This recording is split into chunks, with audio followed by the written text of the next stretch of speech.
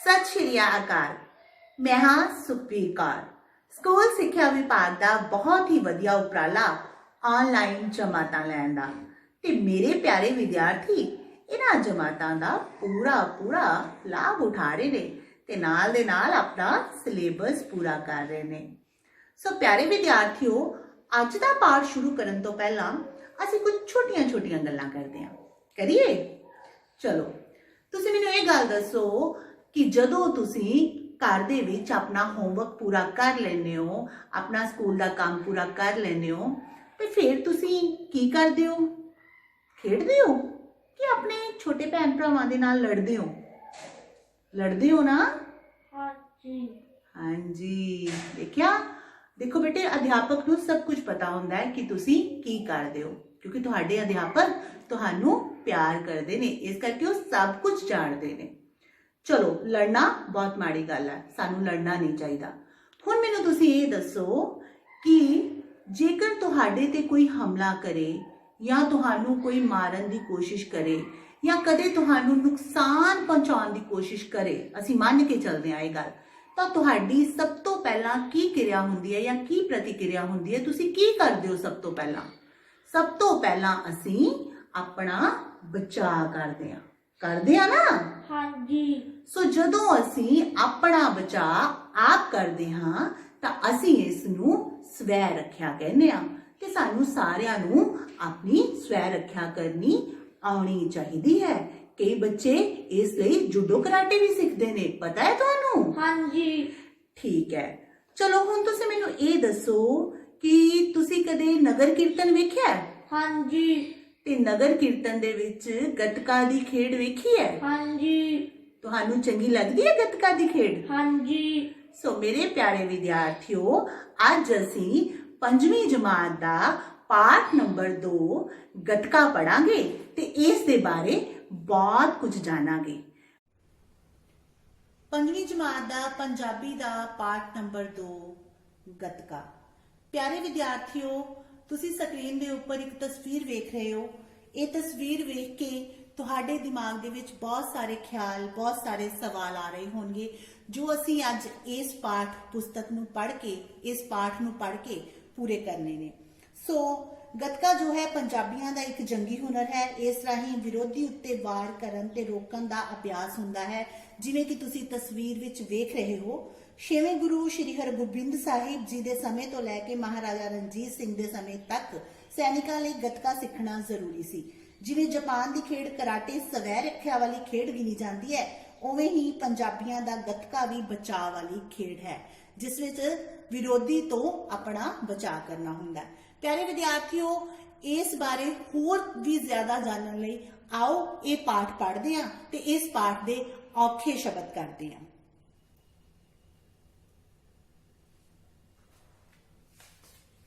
प्यारे विद्यार्थियों, तुसीं देख सकते हो कि इस पाठ के विच कुछ शब्दां नूं अंडरलाइन किया गया है, उन्हां दे हेठ लकीर लगाई गई है। प्यारे विद्यार्थियों, ये इस पाठ विच आउण वाले कुछ औखे शब्द ने जिन्हां दे असीं अर्थ भी करांगे ते नाल दे नाल इस पाठ नूं पढ़ांगे। आओ शुरू करते हां। गतका पंजाबियां दा एक जंगी हुनर है। इहदे राहीं विरोधी उत्ते वार करन अते रोकन दा अभ्यास हुंदा है। 6वें गुरु हरगोबिंद साहिब जी के समय तो लैके महाराजा रणजीत सिंह के समय तक सैनिकां लई गतका सीखना जरूरी सी। जिवें जापान की खेड कराटे स्वै रखिया वाली खेड गिनी जाती है, उवें पंजाबियों का गतका भी बचाव वाली खेड है। गतका गदा युद्ध की सिक्ख्या का पहला पड़ाव है।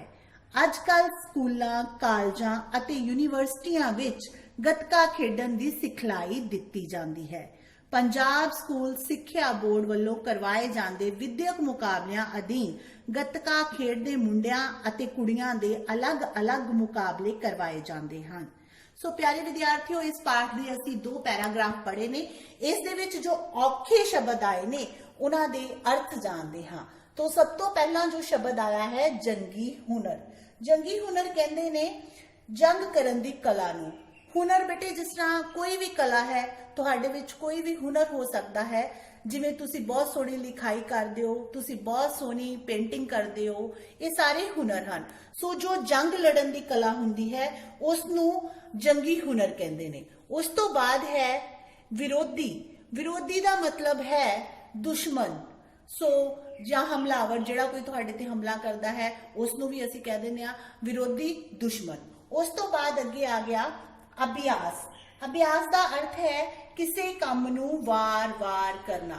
ਜਿਵੇਂ ਤੁਸੀਂ ਕੁਝ ਪੜ੍ਹਦੇ ਹੋ ਤੇ ਉਸ ਨੂੰ ਬਾਰ-ਬਾਰ ਉਸ ਦਾ ਅਭਿਆਸ ਕਰਦੇ ਹੋ। ਜਦੋਂ ਅਸੀਂ ਕੋਈ ਕੰਮ ਬਾਰ-ਬਾਰ ਕਰਦੇ ਹਾਂ ਤਾਂ ਉਸ ਨੂੰ ਅਸੀਂ ਅਭਿਆਸ ਕਹਿ ਦਿੰਦੇ ਹਾਂ। ਉਸ ਤੋਂ ਬਾਅਦ ਹੈ ਸੈਨਿਕਾਂ। ਸੈਨਿਕਾਂ ਦਾ ਅਰਥ ਹੈ ਫੌਜੀਆਂ। ਉਸ ਤੋਂ ਬਾਅਦ ਹੈ ਕਰਾਟੇ। ਕਰਾਟੇ ਜੋ ਹੈ ਇਹ ਜਾਪਾਨ ਦੀ ਇੱਕ ਖੇਡ ਹੈ ਜਿਸ ਵਿੱਚ ਹਮਲਾਵਰ ਤੋਂ ਬਚਾਅ ਕੀਤਾ ਜਾਂਦਾ ਹੈ।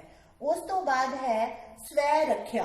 ਸਵੈ ਰੱਖਿਆ ਜਿਵੇਂ ਅਸੀਂ ਪਾਠ ਦੇ ਸ਼ੁਰੂ ਵਿੱਚ ਹੀ ਗੱਲ ਕੀਤੀ ਸੀ ਕਿ ਆਪਣਾ ਬਚਾਓ ਆਪ ਕਰਨਾ, ਆਪਣੀ ਰੱਖਿਆ ਆਪ ਕਰਨੀ, ਉਸ ਨੂੰ ਅਸੀਂ ਕਹਿ ਦਿੰਦੇ ਹਾਂ ਸਵੈ ਰੱਖਿਆ। ਉਸ ਤੋਂ ਬਾਅਦ ਹੈ ਗਦਾ। ਗਦਾ ਹੁੰਦਾ ਹੈ ਗੁਰਜ। ਗੁਰਜ ਦੇ ਨਾਲ ਤੁਸੀਂ ਦੇਖਿਆ ਹੋਣਾ, ਟੈਲੀਵਿਜ਼ਨ ਦੇ ਵਿੱਚ ਵੀ ਦੇਖਿਆ ਹੋਣਾ, ਗੁਰਜ ਦੇ ਨਾਲ ਯੁੱਧ ਕੀਤੇ ਜਾਂਦੇ ਨੇ। ਸੋ ਉਸ ਤੋਂ ਅਗਲਾ ਸ਼ਬਦ ਹੈ ਪੜਾਅ। ਮੰਜ਼ਿਲ ਵੱਲ ਤੁਰਦਿਆਂ ਰਸਤੇ ਵਿੱਚ ਆਰਾਮ ਕਰਨ ਦੀ ਜਗ੍ਹਾ। ਜਦੋਂ ਅਸੀਂ ਕੋਈ ਆਪਣਾ ਕੰਮ ਮੁਕੰਮਲ ਕਰਨਾ ਹੁੰਦਾ ਹੈ ਤਾਂ ਰਸਤੇ ਦੇ ਵਿੱਚ ਜਦੋਂ ਅਸੀਂ ਰੁਕਦੇ ਹਾਂ, ਆਰਾਮ ਕਰਦੇ ਹਾਂ, ਜਿਵੇਂ ਤੁਸੀਂ ਆਪਣੇ ਪਾਠ ਕਰ ਰਹੇ ਹੋ, ਅੱਜ ਕੁਝ ਭਾਗ ਕਰ ਲਿਆ ਪਾਠ ਦਾ, ਕੱਲ ਨੂੰ ਫਿਰ ਕੁਝ ਹਿੱਸਾ ਕਰ ਲਿਆ। ਸੋ ਜਦੋਂ ਅਸੀਂ ਆਰਾਮ ਕਰਦੇ ਹਾਂ ਮੰਜ਼ਿਲ ਵੱਲ ਤੁਰਦਿਆਂ ਰਸਤੇ ਦੇ ਵਿੱਚ, ਉਸ ਨੂੰ ਅਸੀਂ ਕਹਿ ਦਿੰਦੇ ਹਾਂ ਪੜਾਅ। ਪਹਿਲਾ ਪੜਾਅ, ਦੂਜਾ ਪੜਾਅ, ਇਸ ਤਰੀਕੇ ਦੇ ਨਾਲ। ਸੋ ਉਸ ਤੋਂ ਬਾਅਦ ਇਹ ਹੋ ਗਏ ਜੀ ਸਾਡੇ 2 ਪੈਰਾਗ੍ਰਾਫ ਜਿਹੜੇ ਅਸੀਂ ਰੀਡਿੰਗ ਕੀਤੀ ਹੈ। ਉਹਨਾਂ ਦੇ ਜਿੰਨੇ ਵੀ ਔਖੇ ਸ਼ਬਦ ਆਏ ਨੇ ਉਹਨਾਂ ਦੇ ਅਰਥ ਅਸੀਂ ਕੀਤੇ ਨੇ। ਸੋ ਇਸ ਤੋਂ ਬਾਅਦ ਅੱਗੇ ਚੱਲਦੇ ਹਾਂ। ਤੀਸਰਾ ਪੈਰਾਗ੍ਰਾਫ ਇਸ ਪਾਠ ਦਾ ਪੜ੍ਹਦੇ ਹਾਂ। ਜਿਸ ਨੇ ਗਦਾ ਯੁੱਧ ਦਾ ਮਾਹਰ ਬਣਨਾ ਹੈ ਉਹ ਪਹਿਲਾਂ ਗੱਤਕਾ ਖੇਡਣਾ ਸਿੱਖੇ। ਗੱਤਕੇ ਦੀ ਸਿਖਲਾਈ ਡੰਡੇ ਸੋਟੀਆਂ ਤੋਂ ਸ਼ੁਰੂ ਹੋ ਕੇ ਤਲਵਾਰਾਂ ਚਲਾਉਣ ਤੱਕ ਹੈ। 올림픽 ਖੇਡਾਂ ਵਿੱਚ ਖੇਡੀ ਜਾਂਦੀ ਖੇਡ ਫੈਂਸਿੰਗ ਗੱਤਕੇ ਦਾ ਹੀ ਸੁਧਰਿਆ ਰੂਪ ਹੈ। ਗੱਤਕੇ ਵਿੱਚ ਮੁੱਢਲੇ ਤੌਰ ਉੱਤੇ 3.5 ਹੱਥ ਲੰਮਾ ਡੰਡਾ ਤੇ ਛੋਟੀ ਢਾਲ ਵਰਤੋਂ ਵਿੱਚ ਲਿਆਂਦੀ ਜਾਂਦੀ ਹੈ। ਡੰਡੇ ਉੱਤੇ ਚੰਮ ਦਾ ਖੋਲ ਚੜਿਆ ਹੁੰਦਾ ਹੈ। ਸੱਜੇ ਹੱਥ ਵਿੱਚ ਗੱਤਕਾ ਅਤੇ ਖੱਬੇ ਹੱਥ ਵਿੱਚ ਫਰੀ, ਜਿਸ ਨੂੰ ਕਿ ਛੋਟੀ ਢਾਲ ਕਹਿੰਦੇ ਹਨ, ਲੈ ਕੇ 2 ਜਣੇ ਆਪੋ ਵਿੱਚ ਖੇਡਦੇ ਹਨ। ਫਾਰਸੀ ਦਾ ਖੁਤਕਾ ਸ਼ਬਦ ਪੰਜਾਬੀਆਂ ਦੇ ਮੂੰਹ ਚੜ ਕੇ ਗੱਤਕਾ ਬਣਿਆ ਹੈ। ਕੁਸ਼ਤੀ ਵਾਂਗ ਇਸ ਖੇਡ ਵਿੱਚ ਵੀ ਉਸਤਾਦੀ ਸ਼ਾਗਿਰਦੀ ਚੱਲਦੀ ਹੈ। ਗੱਤਕਾ ਉਸਤਾਦਾਂ ਦੇ ਆਪਣੇ ਅਖਾੜੇ ਹੁੰਦੇ ਹਨ।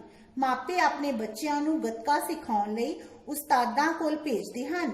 ਉਸਤਾਦ ਕੁਝ ਰਸਮਾਂ ਪੂਰੀਆਂ ਕਰਕੇ ਬੱਚੇ ਨੂੰ ਭੁਜੰਗੀ ਬਣਾਉਂਦੇ ਹਨ। ਭੁਜੰਗੀਆਂ ਨੂੰ ਸਿੱਖਿਆ ਦਿੱਤੀ ਜਾਂਦੀ ਹੈ ਕਿ ਉਹਨਾਂ ਨੇ ਚਾਲ ਚਲਨ ਨੇਕ ਰੱਖਣਾ ਹੈ। ਬੱਚੇ, ਬਜ਼ੁਰਗ, ਔਰਤ ਤੇ ਨਿਤਾਣੇ ਉੱਤੇ ਵਾਰ ਨਹੀਂ ਕਰਨਾ, ਸਗੋਂ ਉਹਨਾਂ ਦੀ ਢਾਲ ਬਣਨਾ ਹੈ। ਸੋ ਪਿਆਰੇ ਵਿਦਿਆਰਥੀਓ, ਇਸ ਤੋਂ ਬਾਅਦ ਅਸੀਂ ਜਿਹੜੇ ਹੁਣ ਪੈਰਾਗ੍ਰਾਫ ਪੜ੍ਹੇ ਨੇ ਉਹਨਾਂ ਦੇ ਵੀ ਔਖੇ ਸ਼ਬਦਾਂ ਦੇ ਜੋ ਅਰਥ ਨੇ ਉਹ ਕਰ ਲੈਂਦੇ ਹਾਂ। ਇਸ ਦੇ ਵਿੱਚ ਸਭ ਤੋਂ ਪਹਿਲਾਂ ਜੋ ਸ਼ਬਦ ਆਇਆ ਹੈ ਮਾਹਰ। ਮਾਹਰ ਹੁੰਦਾ ਹੈ ਕਿਸੇ ਕੰਮ ਦੇ ਵਿੱਚ ਨਿਪੁੰਨ। ਅੰਗਰੇਜ਼ੀ ਦੇ ਵਿੱਚ ਜਿਸ ਤਰ੍ਹਾਂ ਅਸੀਂ ਕਹਿ ਦਿੰਦੇ ਆ ਕਿ ਕਿਸੇ ਕੰਮ ਦੇ ਵਿੱਚ ਪਰਫੈਕਟ ਹੋਣਾ, ਇਸ ਚੀਜ਼ ਨੂੰ ਅਸੀਂ ਕਹਿ ਦਿੰਦੇ ਹੈਗੇ ਆ ਮਾਹਰ ਬਣਨਾ। ਮਾਹਰ ਹੋਣਾ, ਕਿਸੇ ਕੰਮ ਦੇ ਵਿੱਚ ਨਿਪੁੰਨ ਹੋਣਾ। ਉਸ ਤੋਂ ਬਾਅਦ ਅਗਲਾ ਜੋ ਸ਼ਬਦ ਹੈ ਸਾਡੇ ਕੋਲ ਆਇਆ ਸਿਖਲਾਈ। ਸਿਖਲਾਈ ਦਾ ਮਤਲਬ ਹੈ ਸਿਖਾਉਣ ਦਾ ਕੰਮ। ਜਦੋਂ ਅਸੀਂ ਕਿਸੇ ਨੂੰ ਕੁਝ ਸਿਖਾਉਂਦੇ ਆ ਤਾਂ ਅਸੀਂ ਉਸ ਨੂੰ ਸਿਖਲਾਈ ਕਹਿ ਦਿੰਦੇ ਹਾਂ। ਉਸ ਤੋਂ ਬਾਅਦ ਆਇਆ ਹੈ ਸ਼ਬਦ ਫੈਂਸਿੰਗ। ਫੈਂਸਿੰਗ ਇੱਕ ਖੇਡ ਦਾ ਨਾਮ ਹੈ, ਜੋ ਜਾਪਾਨ ਦੀ ਖੇਡ ਹੈ ਉਸ ਦਾ ਨਾਮ ਹੈ ਫੈਂਸਿੰਗ। ਉਸ ਤੋਂ ਬਾਅਦ ਆਇਆ ਹੈ ਜੀ ਖੋਲ। ਖੋਲ ਅਸੀਂ ਕਹਿ ਦਿੰਦੇ ਹਾਂ ਜਿਵੇਂ ਕੋਈ ਗਲਾਫ ਹੁੰਦਾ, ਜਿਵੇਂ ਅਸੀਂ ਸਰਾਣਿਆਂ ਰਜਾਈਆਂ ਦੇ ਉੱਪਰ ਗਲਾਫ ਚੜਾਉਂਦੇ ਆ, ਕਿਸੇ ਚੀਜ਼ ਨੂੰ ਕਵਰ ਕਰ ਦੇਣਾ। ਸੋ ਡੰਡੇ ਦੇ ਉੱਤੇ ਚੰਮ ਦਾ ਖੋਲ ਚੜਿਆ ਹੁੰਦਾ, ਭਾਵ ਡੰਡੇ ਨੂੰ ਚੰਮ ਦੇ ਨਾਲ ਕਵਰ ਕੀਤਾ ਹੁੰਦਾ। ਉਸ ਤੋਂ ਬਾਅਦ ਆ ਗਿਆ ਜੀ ਸਾਡੇ ਕੋਲ ਫਰੀ। ਫਰੀ ਦਾ ਅਰਥ ਹੈ ਛੋਟੀ ਢਾਲ। ਸੋ ਅੱਗੇ ਚੱਲਦੇ ਹਾਂ।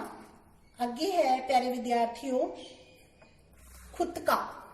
ਖੁਤਕਾ ਸ਼ਬਦ ਹੈ। ਖੁਤਕਾ ਸ਼ਬਦ ਜੋ ਹੈ ਇਹ ਫਾਰਸੀ ਦਾ ਇੱਕ ਸ਼ਬਦ ਹੈ। ਫਾਰਸੀ ਦਾ ਸ਼ਬਦ ਹੈ ਖੁਤਕਾ, ਜਿਸ ਤੋਂ ਜੋ ਪੰਜਾਬੀਆਂ ਦੇ ਮੂੰਹ ਚੜ ਕੇ ਗੱਤਕਾ ਬਣਿਆ ਹੈ। ਉਸ ਤੋਂ ਬਾਅਦ ਅਗਲਾ ਸ਼ਬਦ ਹੈ ਸਾਡੇ ਕੋਲ ਕੁਸ਼ਤੀ ਕੁਸ਼ਤੀ ਦਾ ਅਰਥ ਹੈ, ਜਿਵੇਂ ਸਾਰੇ ਬੱਚੇ ਜਾਣਦੇ ਨੇ, ਕੁਸ਼ਤੀ ਦਾ ਅਰਥ ਕੋਲ ਕਰਦੇ ਨੇ ਨਾ, ਉਸ ਨੂੰ ਕਹਿੰਦੇ ਨੇ ਕੁਸ਼ਤੀ। ਉਸ ਤੋਂ ਬਾਅਦ ਅਗਲਾ ਸ਼ਬਦ ਹੈ ਉਸਤਾਦੀ ਤੇ ਸ਼ਾਗਿਰਦੀ। ਉਸਤਾਦੀ ਸ਼ਾਗਿਰਦੀ ਜਿਹੜਾ ਹੈ ਸ਼ਬਦ, ਇਸ ਦਾ ਅਰਥ ਹੈ ਕਿ ਗੁਰੂ ਤੇ ਚੇਲੇ ਦਾ ਸੰਬੰਧ। ਉਸਤਾਦ ਹੁੰਦਾ ਹੈ ਗੁਰੂ ਤੇ ਸ਼ਾਗਿਰਦ ਹੁੰਦਾ ਹੈ ਚੇਲਾ। ਸੋ ਉਸਤਾਦੀ ਸ਼ਾਗਿਰਦੀ ਦਾ ਅਰਥ ਆ ਗਿਆ ਗੁਰੂ ਚੇਲੇ ਦਾ ਸੰਬੰਧ। ਜਿਸ ਤਰ੍ਹਾਂ ਅਧਿਆਪਕ ਤੇ ਵਿਦਿਆਰਥੀ ਦਾ ਸੰਬੰਧ ਹੁੰਦਾ, ਉਸੇ ਤਰ੍ਹਾਂ ਅਸੀਂ ਕਹਿ ਦਿੰਦੇ ਆ ਉਸਤਾਦ ਤੇ ਸ਼ਾਗਿਰਦ ਦਾ ਜਾਂ ਉਸਤਾਦੀ ਸ਼ਾਗਿਰਦੀ, ਗੁਰੂ ਚੇਲੇ ਦਾ ਸੰਬੰਧ। ਉਸ ਤੋਂ ਬਾਅਦ ਸਾਡੇ ਕੋਲ ਅਗਲਾ ਸ਼ਬਦ ਆ ਗਿਆ ਅਖਾੜੇ। ਬੇਟੇ ਅਖਾੜਾ ਹੁੰਦਾ ਹੈ ਘੋਲ ਕਰਨ ਜਾਂ ਗੱਤਕਾ ਖੇਡਣ ਦੀ ਥਾਂ। ਜਿੱਥੇ ਅਸੀਂ ਘੋਲ ਕਰਦੇ ਆ ਜਾਂ ਜਿਹੜੇ ਪਹਿਲਵਾਨੀ ਉਹ ਘੋਲ ਕਰਦੇ ਨੇ, ਉਸ ਨੂੰ ਵੀ ਅਖਾੜਾ ਕਹਿ ਦਿੰਦੇ ਨੇ। ਜਿੱਥੇ ਗੱਤਕਾ ਖੇਡਿਆ ਜਾਂਦਾ ਹੈ ਉਸ ਜਗ੍ਹਾ ਨੂੰ ਵੀ ਅਖਾੜਾ ਕਹਿ ਦਿੰਦੇ ਨੇ। ਉਸ ਤੋਂ ਬਾਅਦ ਅਗਲਾ ਸ਼ਬਦ ਸਾਡੇ ਕੋਲ ਹੈ ਭੁਜੰਗੀ। ਭੁਜੰਗੀ ਅਸੀਂ ਕਹਿ ਦਿੰਦੇ ਹਾਂ ਜਦੋਂ ਉਸਤਾਦ ਕੋਲੋਂ ਗੱਤਕਾ ਸਿੱਖਣ ਵਾਲਾ ਜੋ ਹੈ ਉਸ ਨੂੰ ਅਸੀਂ ਭੁਜੰਗੀ ਕਹਿੰਦੇ ਹਾਂ। ਜੋ ਬੱਚਾ ਉਸਤਾਦ ਦੇ ਕੋਲੋਂ ਗੱਤਕਾ ਸਿੱਖਣ ਜਾਂਦਾ ਹੈ ਉਸ ਨੂੰ ਭੁਜੰਗੀ ਕਹਿ ਦਿੰਦੇ ਨੇ। ਉਸ ਤੋਂ ਬਾਅਦ ਸਾਡੇ ਕੋਲ ਸ਼ਬਦ ਆਇਆ ਹੈ ਨਿਤਾਣੇ। ਨਿਤਾਣੇ ਅਸੀਂ ਕਹਿ ਦਿੰਦੇ ਹਾਂ ਕਮਜ਼ੋਰ ਨੂੰ, ਕਿ ਬੱਚੇ, ਬਜ਼ੁਰਗ, ਔਰਤ ਤੇ ਕਮਜ਼ੋਰ ਉੱਤੇ ਵਾਰ ਨਹੀਂ ਕਰਨਾ, ਸਗੋਂ ਉਹਨਾਂ ਦੀ ਢਾਲ ਬਣਨਾ ਹੈ। ਸੋ ਪਿਆਰੇ ਵਿਦਿਆਰਥੀਓ, ਅਸੀਂ ਇਸ ਪਾਠ ਦੇ ਜਿੰਨੇ ਵੀ ਪੈਰਾਗ੍ਰਾਫ ਪੜ੍ਹੇ ਨੇ ਉਹਨਾਂ ਦੇ ਅਸੀਂ ਔਖੇ ਸ਼ਬਦਾਂ ਦੇ ਅਰਥ ਵੀ ਕੀਤੇ ਨੇ। ਸੋ ਮੈਨੂੰ ਲੱਗਦਾ ਹੈ ਕਿ ਮੇਰੇ ਪਿਆਰੇ ਵਿਦਿਆਰਥੀਆਂ ਨੂੰ ਔਖੇ ਸ਼ਬਦਾਂ ਦੇ ਅਰਥ ਸਮਝ ਕੇ ਇਹ ਪਾਠ ਸਮਝਣਾ ਹੋਰ ਵੀ ਸੌਖਾ ਹੋ ਗਿਆ ਹੋਵੇਗਾ। ਇਸ ਪਾਠ ਨੂੰ ਹੋਰ ਵੀ ਜ਼ਿਆਦਾ ਸਮਝਣ ਦੇ ਲਈ, ਇਸ ਵਿੱਚ ਹੋਰ ਵੀ ਜ਼ਿਆਦਾ ਸਮਝ ਬਣਾਉਣ ਦੇ ਲਈ ਆਓ ਅਸੀਂ ਵੇਖਦੇ ਹਾਂ ਇਹ ਵੀਡੀਓ ਕਲਿੱਪ। ਗੱਤਕਾ ਪੰਜਾਬੀਆਂ ਦਾ ਇੱਕ ਜੰਗੀ ਹੁਨਰ ਹੈ। ਇਹਦੇ ਰਾਹੀਂ ਵਿਰੋਧੀ ਉੱਤੇ ਵਾਰ ਕਰਨ ਅਤੇ ਰੋਕਣ ਦਾ ਅਭਿਆਸ ਹੁੰਦਾ ਹੈ। 6ਵੇਂ ਗੁਰੂ ਸ੍ਰੀ ਗੁਰੂ ਹਰਗੋਬਿੰਦ ਸਾਹਿਬ ਜੀ ਦੇ ਸਮੇਂ ਤੋਂ ਲੈ ਕੇ ਮਹਾਰਾਜਾ ਰਣਜੀਤ ਸਿੰਘ ਦੇ ਸਮੇਂ ਤੱਕ ਸੈਨਿਕਾਂ ਲਈ ਗੱਤਕਾ ਸਿੱਖਣਾ ਜ਼ਰੂਰੀ ਸੀ। ਜਿਵੇਂ ਜਾਪਾਨ ਦੀ ਖੇਡ ਕਰਾਟੇ ਸਵੈ ਰੱਖਿਆ ਵਾਲੀ ਖੇਡ ਗਿਣੀ ਜਾਂਦੀ ਹੈ, ਉਵੇਂ ਹੀ ਪੰਜਾਬੀਆਂ ਦਾ ਗੱਤਕਾ ਵੀ ਬਚਾਅ ਵਾਲੀ ਖੇਡ ਹੈ। ਗੱਤਕਾ ਗਦਾ ਯੁੱਧ ਦੀ ਸਿੱਖਿਆ ਦਾ ਪਹਿਲਾ ਪੜਾਅ ਹੈ। ਅੱਜ ਕੱਲ੍ਹ ਸਕੂਲਾਂ, ਕਾਲਜਾਂ ਅਤੇ ਯੂਨੀਵਰਸਿਟੀਆਂ ਵਿੱਚ ਗੱਤਕਾ ਖੇਡਣ ਦੀ ਸਿਖਲਾਈ ਦਿੱਤੀ ਜਾਂਦੀ ਹੈ। ਪੰਜਾਬ ਸਕੂਲ ਸਿੱਖਿਆ ਬੋਰਡ ਵੱਲੋਂ ਕਰਵਾਏ ਜਾਂਦੇ ਵਿੱਦਿਅਕ ਮੁਕਾਬਲਿਆਂ ਅਧੀਨ ਮੁੰਡਿਆਂ ਅਤੇ ਕੁੜੀਆਂ ਦੇ ਅਲੱਗ-ਅਲੱਗ ਮੁਕਾਬਲੇ ਕਰਵਾਏ ਜਾਂਦੇ ਹਨ। ਜਿਸ ਨੇ ਗਦਾ ਯੁੱਧ ਦਾ ਮਾਹਰ ਬਣਨਾ ਹੈ ਉਹ ਪਹਿਲਾਂ ਗੱਤਕਾ ਖੇਡਣਾ ਸਿੱਖੇ। ਗੱਤਕੇ ਦੀ ਸਿਖਲਾਈ ਡੰਡੇ, ਸੋਟੀਆਂ ਤੋਂ ਸ਼ੁਰੂ ਹੋ ਕੇ ਤਲਵਾਰਾਂ ਚਲਾਉਣ ਤੱਕ ਹੈ। ਓਲੰਪਿਕ ਖੇਡਾਂ ਵਿੱਚ ਖੇਡੀ ਜਾਂਦੀ ਫੈਂਸਿੰਗ ਗੱਤਕੇ ਦਾ ਹੀ ਸੁਧਰਿਆ ਰੂਪ ਹੈ। ਗੱਤਕੇ ਵਿੱਚ ਮੁੱਢਲੇ ਤੌਰ ਉੱਤੇ 3.5 ਹੱਥ ਲੰਮਾ ਡੰਡਾ ਤੇ ਛੋਟੀ ਢਾਲ ਵਰਤੋਂ ਵਿੱਚ ਲਿਆਂਦੀ ਜਾਂਦੀ ਹੈ। ਡੰਡੇ ਉੱਤੇ ਚੰਮ ਦਾ ਖੋਲ ਚੜਿਆ ਹੁੰਦਾ ਹੈ। ਸੱਜੇ ਹੱਥ ਵਿੱਚ ਗੱਤਕਾ ਅਤੇ ਖੱਬੇ ਹੱਥ ਵਿੱਚ ਫਰੀ ਛੋਟੀ ਢਾਲ ਲੈ ਕੇ ਦੋ ਜਣੇ ਆਪੋ ਵਿੱਚ ਖੇਡਦੇ ਹਨ। ਫਾਰਸੀ ਸ਼ਬਦ ਖੁਦਕਾ ਪੰਜਾਬੀਆਂ ਤੇ ਮੂੰਹ ਚੜ ਕੇ ਗੱਤਕਾ ਬਣਿਆ ਹੈ। ਕੁਸ਼ਤੀ ਵਾਂਗ ਇਸ ਖੇਡ ਦੇ ਵੀ ਉਸਤਾਦੀ ਸ਼ਾਗਿਰਦੀ ਚੱਲਦੀ ਹੈ। ਉਸਤਾਦਾਂ ਦੇ ਆਪਣੇ ਅਖਾੜੇ ਹੁੰਦੇ ਹਨ। ਮਾਪੇ ਆਪਣੇ ਬੱਚਿਆਂ ਨੂੰ ਗੱਤਕਾ ਸਿਖਾਉਣ ਲਈ ਉਸਤਾਦਾਂ ਕੋਲ ਲਿਜਾਂਦੇ ਹਨ। ਉਸਤਾਦ ਕੁਝ ਰਸਮਾਂ ਕਰਕੇ ਬੱਚੇ ਨੂੰ ਭੁਜੰਗੀ ਬਣਾਉਂਦੇ ਹਨ। ਭੁਜੰਗੀਆਂ ਨੂੰ ਸਿੱਖਿਆ ਦਿੱਤੀ ਜਾਂਦੀ ਹੈ ਕਿ ਚਾਲ ਚੱਲਣ ਨੇਕ ਰੱਖਣਾ ਹੈ। ਬੱਚੇ, ਬਜ਼ੁਰਗ, ਔਰਤ ਅਤੇ ਨਿਤਾਣੇ ਉੱਤੇ ਵਾਰ ਨਹੀਂ ਕਰਨਾ, ਸਗੋਂ ਉਹਨਾਂ ਦੀ ਢਾਲ ਬਣਨਾ ਹੈ। ਸਾਦੀ ਅਤੇ ਸ਼ੁੱਧ ਖੁਰਾਕ ਖਾਣੀ ਹੈ। ਕੋਈ ਨਸ਼ਾ ਨਹੀਂ ਕਰਨਾ। ਖੇਡ ਸਿਖਲਾਈ ਦੇ ਅਮਲੀ ਦੌਰ ਵਿੱਚ ਪਹਿਲਾਂ ਜੁੱਸੇ ਗਰਮਾਏ ਜਾਂਦੇ ਹਨ। ਇਹਦੇ ਲਈ ਡੰਡ ਬੈਠਕਾਂ ਤੇ ਅਖਾੜੇ ਦੁਆਲੇ ਦੌੜਾਂ ਲਾਉਣ ਦਾ ਅਭਿਆਸ ਹੁੰਦਾ ਹੈ। ਫਿਰ ਹਥਿਆਰਾਂ ਨੂੰ ਨਮਸਕਾਰ ਕਰਕੇ ਹਥਿਆਰ ਹੱਥ ਵਿੱਚ ਫੜਨ, ਪੈਂਤੜਾ ਲੈਣ, ਵਾਰ ਕਰਨ ਅਤੇ ਰੋਕਣ ਦੇ ਦਾਅ ਪੇਚ ਸਿਖਾਏ ਜਾਂਦੇ ਹਨ। ਮੁਕਾਬਲੇ ਇਕੱਲੇ ਦੇ ਵੀ ਹੁੰਦੇ ਹਨ ਅਤੇ ਟੋਲੀਆਂ ਵਿਚਕਾਰ ਵੀ ਹੁੰਦੇ ਹਨ। ਪਹਿਲਾ ਪਹਿਲ ਆਨੰਦਪੁਰ ਸਾਹਿਬ ਤੇ ਪਾਉਂਟਾ ਸਾਹਿਬ ਗੱਤਕੇ ਦੇ ਵੱਡੇ ਕੇਂਦਰ ਸਨ। ਹੋਲੇ ਮੁਹੱਲੇ ਸਮੇਂ ਗੱਤਕੇ ਦੇ ਵੱਡੀ ਪੱਧਰ ਤੇ ਮੁਕਾਬਲੇ ਹੁੰਦੇ ਸਨ। ਬੀਤੇ ਸਮੇਂ ਵਿੱਚ ਇਸ ਖੇਡ ਦਾ ਇੱਕ ਫਾਇਦਾ ਇਹ ਸੀ ਕਿ ਚੰਗੀ ਖੇਡ ਵਿਖਾਉਣ ਵਾਲੇ ਜਵਾਨਾਂ ਨੂੰ ਸਿੱਧਾ ਹੀ ਫੌਜ ਵਿੱਚ ਭਰਤੀ ਕਰ ਲਿਆ ਜਾਂਦਾ ਸੀ।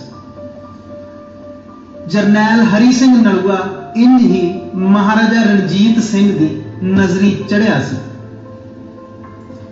ਅੱਜ ਕੱਲ ਕੁਝ ਸਕੂਲਾਂ, ਕਾਲਜਾਂ ਅਤੇ ਯੂਨੀਵਰਸਿਟੀਆਂ ਵਿੱਚ ਗੱਤਕਾ ਖੇਡਣ ਦੀ ਸਿਖਲਾਈ ਦਿੱਤੀ ਜਾਂਦੀ ਹੈ। ਇਹ ਹੁਨਰ ਪਹਿਲਾਂ ਮਰਦਾਂ ਤੱਕ ਹੀ ਸੀਮਿਤ ਸੀ, ਹੁਣ ਔਰਤਾਂ ਵੀ ਇਸ ਵਿੱਚ ਭਾਗ ਲੈਣ ਲੱਗ ਪਈਆਂ ਹਨ। ਨਿਹੰਗ ਸਿੰਘਾਂ ਦੀ ਇਹ ਹਰਮਨ ਪਿਆਰੀ ਖੇਡ ਹੈ। ਇਹ ਖੇਡ ਹੁਣ ਨਗਰ ਕੀਰਤਨਾਂ ਅਤੇ ਖਾਸ ਖੇਡ ਸਮਾਗਮਾਂ ਵਿੱਚ ਵੀ ਖੇਡੀ ਜਾਂਦੀ ਹੈ।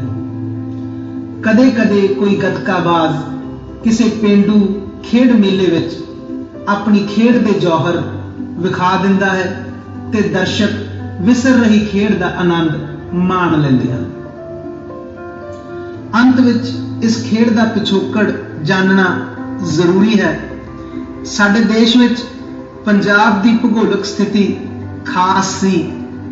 ਥਲ ਰਾਹੀਂ ਆਉਂਦੇ ਹਮਲਾਵਰ ਇੱਥੋਂ ਲੰਘਦੇ ਰਹੇ ਹਨ। ਇਸ ਕਾਰਨ ਆਤਮ ਸੁਰੱਖਿਆ ਹਰੇਕ ਦੀ ਲੋੜ ਬਣ ਗਈ। ਵਿਰੋਧੀ ਦਾ ਮੁਕਾਬਲਾ ਕਰਨ ਲਈ ਸਾਰਿਆਂ ਨੂੰ ਤਿਆਰ ਰਹਿਣਾ ਪੈਂਦਾ ਸੀ। ਗੱਤਕੇ ਦੀ ਖੇਡ ਇਸ ਲੋੜ ਵਿੱਚੋਂ ਹੀ ਪੈਦਾ ਹੋਈ।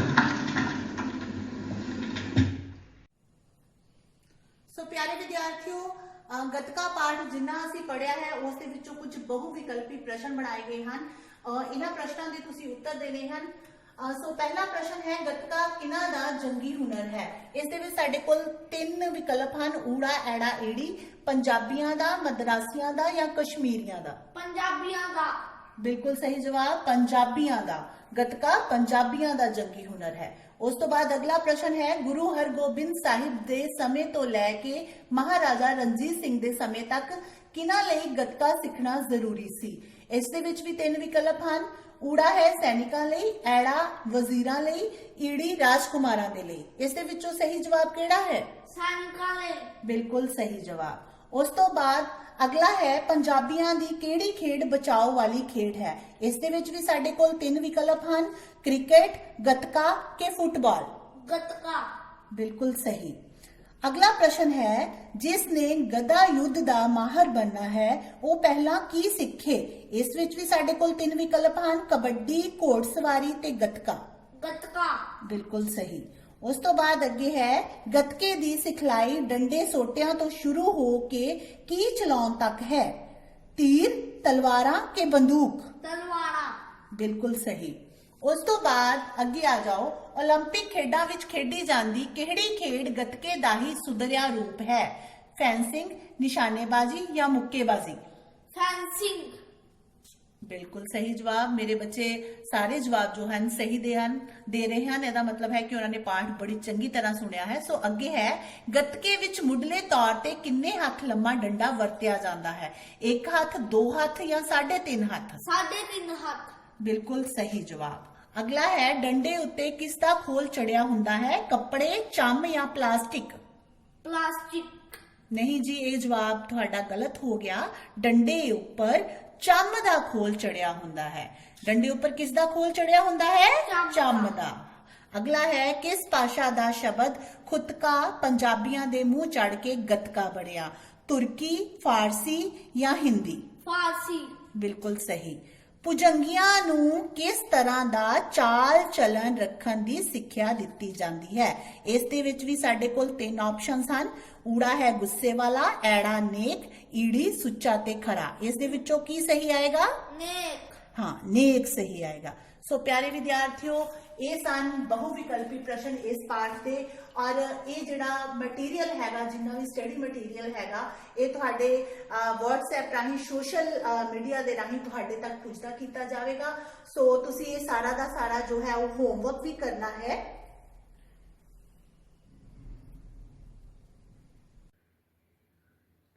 प्यारे विद्यार्थियों, अज असी 5वीं जमात का पंजाबी का दूसरा पाठ गतका पढ़िया है।